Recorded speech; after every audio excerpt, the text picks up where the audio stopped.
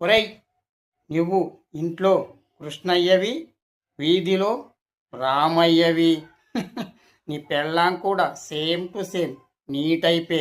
నీవు ఆఫీసుకు వెళ్ళంగానే బాయ్ ఫ్రెండ్ను పిలిపించుకొని డైలీ ఎంజాయ్ చేస్తుందిరా పిచ్చదవా.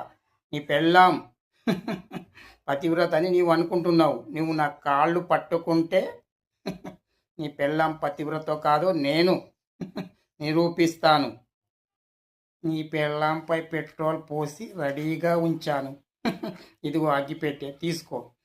ఒక్క అగ్గిపుల్ల వెలిగించు. నీ పెళ్ళాం కాలిపోలేదనుకో మహాపతివ్రత, కాలిపోయిందనుకో పతివ్రత కానట్లు.